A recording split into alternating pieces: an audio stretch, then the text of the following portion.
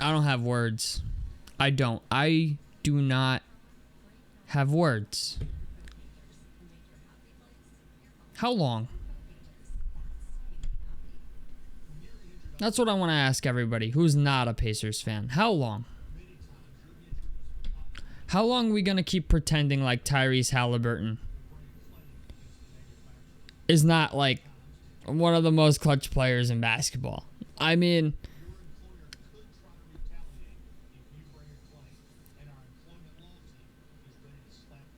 how long?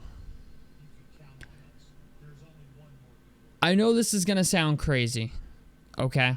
But I told a guy at work this, and I think it holds to be true still. Game 1 was going to be the most important game of this series. And the reason I said that, tell you that, and the reason I told the guy at work that, who is also a Pacers fan, is because both of these teams have never been to the finals before. Okay? They're both two incredibly young teams. Like Miles Turner's the longest tenured player, I think, in this entire series. And he's never been to the finals. To win it like that, how many turnovers did we have this game? The Pacers won this game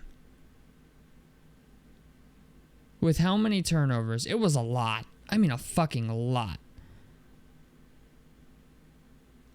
The Pacers had 24 turnovers this game. The Oklahoma City Thunder had 6. And we won.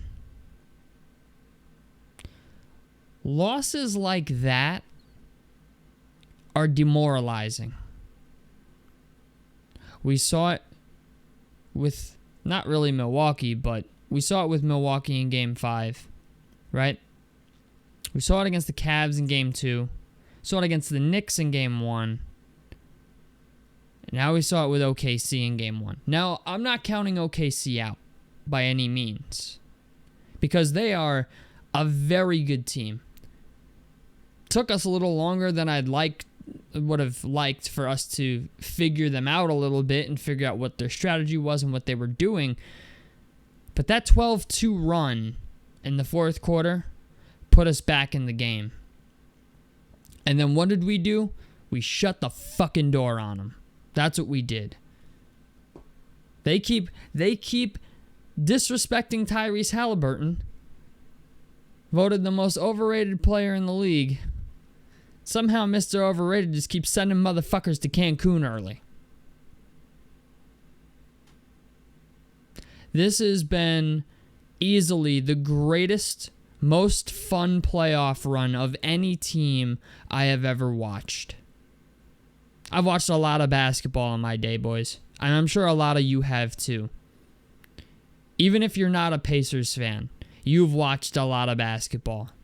If you are a Pacers fan and you've watched this team and other teams over the years, you understand that this run has been something incredibly not only remarkable, but special. A run like this, if we win, after tonight, I don't want to count our chickens before they hatch. I'm not going to do that, right? But after a win like that, it's hard not to be fired up. You know what I'm saying? It's hard not to be. Miles, I think, played well in this game. And you know what, man? Shout out to OKC, because OKC played very, very well. Gilgeous-Alexander had 38 points in this game. The top player on our team had 19. That was Pascal Siakam. He had 19 points, 10 rebounds, and 3 assists, and 1 block. But the thing is, okay, I've been saying it for a while. Shai Gilgeous-Alexander is going to kill you. Okay? It's inevitable. He took 30 fucking shots tonight and shot, believe it or not, only 8 free throws, which I think is actually a light number for SGA compared to like the 12, 11 or 12 he normally gets. He had 38 points. You know who didn't really have a great game, though? Jalen Williams. Jalen Williams is really the guy you got to look out for. Chet Holmgren didn't have a good game. Cason Wallace, I mean, not anything to call home about. Alex Caruso played solid. I thought Isaiah Hartenstein gave them some solid minutes off the bench with, 9 points and 9 rebounds. But Indiana, 1, 2, 3, 4, 5, 6, almost 7 guys in double figures. And unfortunately, it almost wasn't enough to get it done because of turnovers. Just really, really sloppy basketball, if I'm being honest with you. And that's why I'm kind of so excited about this now. Because we had, what did I say, 24 fucking turnovers? Played sloppy as shit and still managed to win a game. If there was any game we should have lost for the rest of this series, it was this one. We had no business winning this game. I hate to say that. I hate to sound like a negative Nancy, but we had no business winning this game, and OKC knows that. They're gonna look at the tape, gonna look at the film, they're gonna look at the fucking box score, and the first thing they're gonna see is the fucking turnover discrepancy. They're going to look at that and go 24 turnovers to 6. And we lost. Do you realize how fucking asinine that is? Do you realize how asinine it is to have 24 turnovers and still win the fucking game? I don't care who you are, Pacers fan or not. This was a game we should not have won. And we did. We found a way. They have been doing this the entire playoffs. Finding ways to win. I'm not going to lie, boys. I shit on Drew a lot, but he had this nasty, fucking nasty inside out between the legs dribble on SGA and fucking drilled that bitch right in his mouth. I was like, yeah. I'm like, give him some of that shit. You know what I'm saying? Because I like it. I love it. I love it when people give other players a taste of their own shit sometimes. And I was like, yeah. I'm like, let Andrew Nembhard get in his bag against Shai Gilgeous-Alexander. And you know what? They play on the national team together. Andrew Nembhard ain't afraid of him. Andrew Nembhard understands probably better than anybody else on the team how to play SGA because they played on the national team together. After this game, I think the rumors of this series being a boring series is over. We knew. We knew the series wasn't going to be boring. But Hallie hitting game winners in game 1 at the buzzer,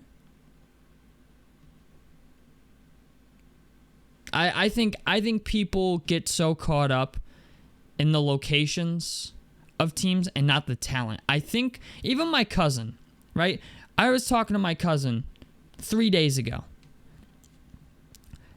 on Monday night, and he was like, this is probably the most boring NBA finals I've ever seen. I'm like, well, that's because you don't follow both teams. I'm like, you think the Pacers suck, and you think OKC is just, they got a couple good players. I'm like, I told him, like, this series ain't going to be the way you think, dog. It isn't. Like, if you want basketball, you want some good basketball, I think this is the best series you could have fucking gotten, to be honest with you. We all knew that the Pacers were the most prepared team, or the most capable team of beating OKC. And OKC is a fucking juggernaut, okay? Let's call it what it is. They're a fucking juggernaut. They play defense very well. They're sneaky. They got an MVP candidate on their team in SGA who is gonna torch you. Regardless, he's gonna torch you. But everybody else on that team is very good. Lou Dort is a guy I advocated for us to try to trade for a while ago. And, like, yeah, it was unrealistic. Like, yeah, OKC wasn't going to trade him, but we needed defense. I think it was last year. I was like, Lou Dort's a guy I'd look at. Lou Dort, Jalen Williams, Alex Caruso, Isaiah Hartenstein, Chet Holmgren, Isaiah Joe, SGA.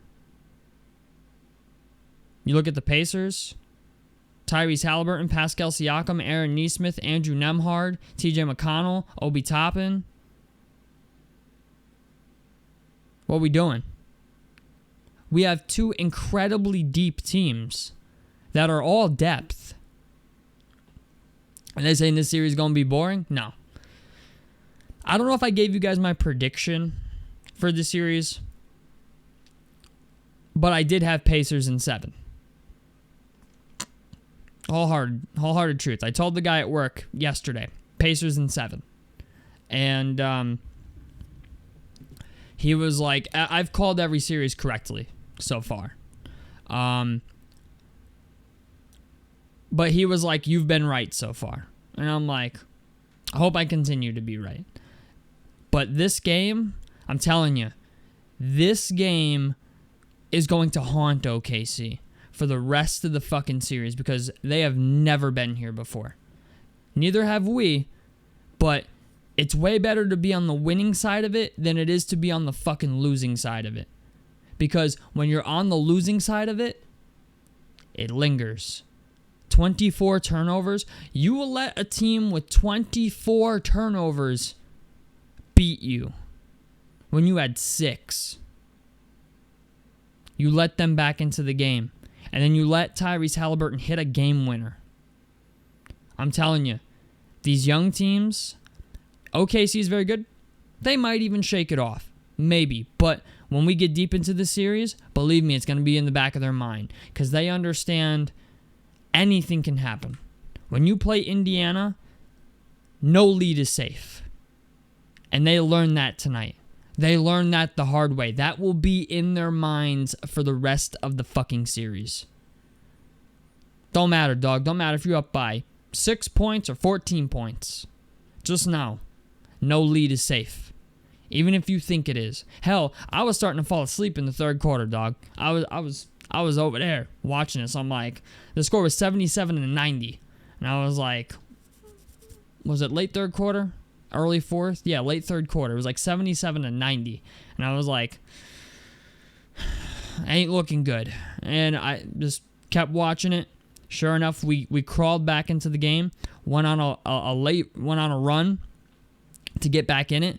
Then had a late run that was really good. And I'm in no way, like I said, no way, shape, or form counting my chickens before they hatch. But good fucking game. Good fucking game. All right. Somehow, I feel like Jim Irsay's up there working his magic still. But it's just the idea, man. That game is gonna haunt OKC the rest of this fucking series. You may not believe me if you're an OKC fan, but when you're a player, when you've played the game before and you've set foot on the fucking court and you're playing against a team that you know should not have won the last game, and they had 24 turnovers and beat you on a game winner, yeah, you might be able to fuck with your head a little bit and be like, well, it was a game winner, you know, and you could play that both ways, but it will be in the back of their minds. They will know how much they were up by going into that fourth quarter. And to fucking lose, to let it slip away, that will affect them. Like I said, wholeheartedly believe Pacers in 7. But after that, stealing a game in OKC, that's a big deal. That's a very, very big deal, and it sets the tone for the rest of the series. I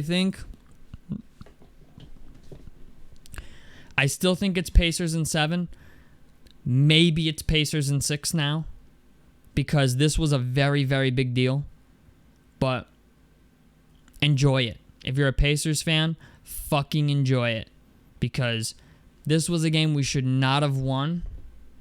But the mental fuckery that comes with it could be very, very beneficial later in the series. So, shout out to Tyrese Haliburton, most overrated player in basketball, sending motherfuckers to Cancun early. And hope you guys enjoyed it. Like helps me out. Subscribe if you guys want to see more on the Fast Break Report. I'm out of this motherfucker. Peace, guys.